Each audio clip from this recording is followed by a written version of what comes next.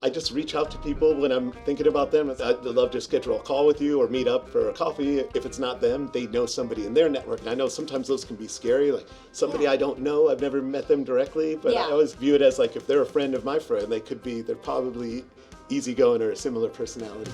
My name's Jessica Patel. With more than 20 years in personal finance, I'm thrilled to share the real stories of our guest journeys with money, careers, and building the life they want. Hi, I'm Jessica Patel here with Mark Williams, who's a member of our Singleton Advisory Council, who's also was a marketing executive, and you recently had a really big career shift. Like as you build your career, creating those networks and creating those connections with others is super important. So tell me a little bit about, how you made those connections and what you've done to kind of keep up with them. So you're not like, I talked to this person 20 years ago, but let me just call you up. Like, how do you foster those kinds of relationships and keep them going over years, with those that you know?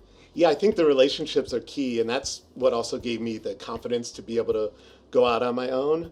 Throughout my career, I guess it comes more naturally to me than some other people it might. And I kind of like it because I've talked to my wife about it because she doesn't have she has a different set of skills. So she's always asked me, how am I able to maintain so many friendships and contacts?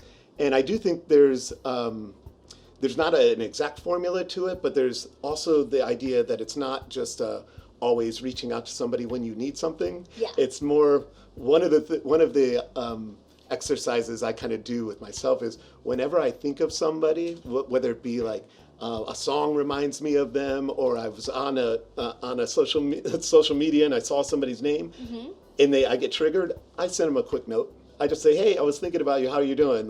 And I try to do that with like as many people as I can, and it's not to do anything more than I actually genuinely am interested in like hearing what they're up to. Yeah. And then, so then when it comes time to where I'm like now out looking for work, and I just reach out to people when I'm thinking about them and say, hey, I'm also, I'm out on my own. Like, here's what I'm up to. Like, I'd love to schedule a call with you or meet up for a coffee if they're in town. Yeah. And then it's just, working all that and then seeing, I guess then there's the other layer outside of those direct contacts, because hopefully if it's not them, they know somebody in their network that could also work with me. And I'm always open to like taking those meetings or calls and never being afraid. And I know sometimes those can be scary, like somebody I don't know, I've never met them directly, but I always view it as like if they're a friend of my friend, they're probably easygoing or a similar personality. Yeah, and that's a good thing. I think it's being open, right? Because I think a lot of it now, especially nowadays when so much is done, via online, via your phone, via, there's not enough face time. And so the fact that you maintain almost friendships through those social media accounts and say, no, I want to take this meeting. Whereas a lot of people be like, I'll just send an email. I don't want to call you. I'll just send, you're doing that extra mile of like, no, I'm going to reach out to you and I'm just going to see how you're doing because I'm genuinely thinking about you from a human level. Yeah. But then also being like, hey, let's just get together. Let's just talk, and bringing that out. I think that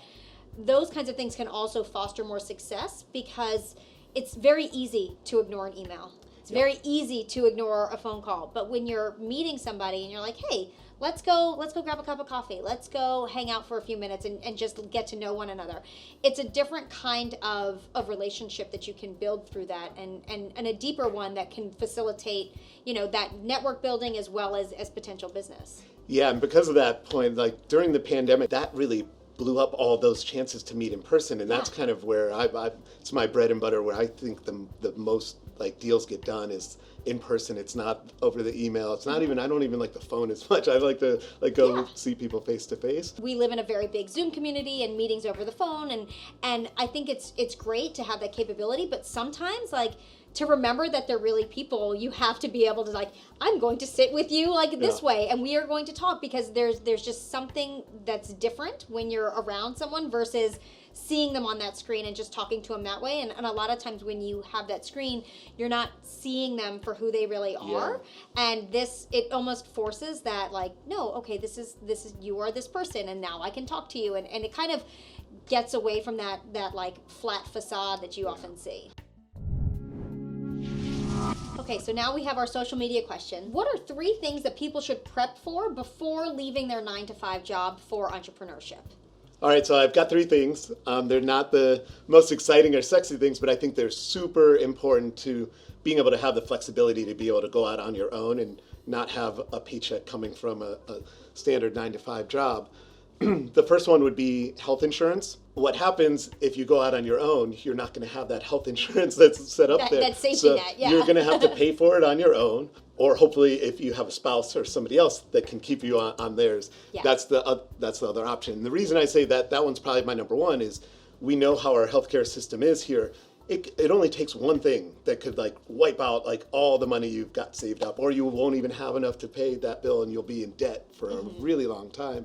So the next one I'd say is the 401k. So I think because you can be in such a better position for retirement if you start early, unlike a lot of us start later just because we feel like we don't have enough income to really invest in a 401k right off the bat when you're getting started. But the fact is, if you start earlier, you're going to be in a much more comfortable situation like later.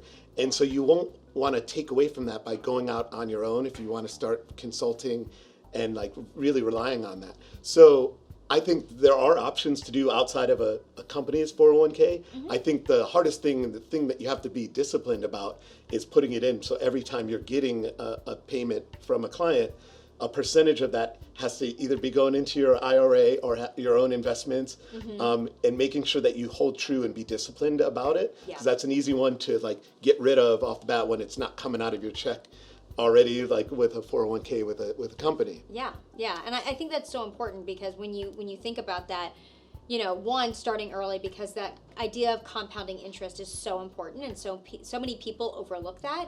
Whereas if you start when you're in your early 20s and you're consistently contributing, that money is ballooning and growing every single moment, right? And you don't realize that, and especially over time, right? Like, yes, the stock market dips and it jumps and all of those kinds of other things, but it is consistent, and it's consistently historically proven that over time it has grown, right? Yep. And so being a part of that and making sure that you're contributing consistently is so important, and understanding that idea that like it's not just $100 that you're putting in 2024 that's going to be that same $100 in 2065. That money is growing consistently over time, right? And especially as you add more to it, because now you're compounding what you're earning that interest on. So it's so important. That's right. Yeah.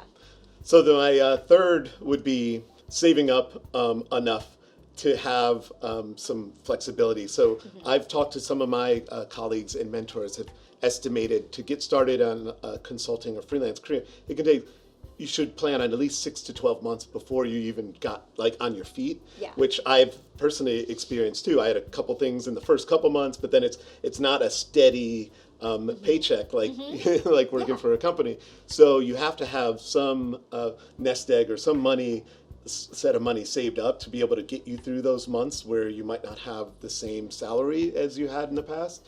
So, and then also having that hand in hand with that is having that emergency fund. So like if things do go really bad, you have something to get you through at least 3 months to where you can like figure out a way to pivot or change what you're doing. Well, thank you so much for being here. It was really great hearing all about your career track and where you are now. And thank you all for being with us, and we'll see you next time.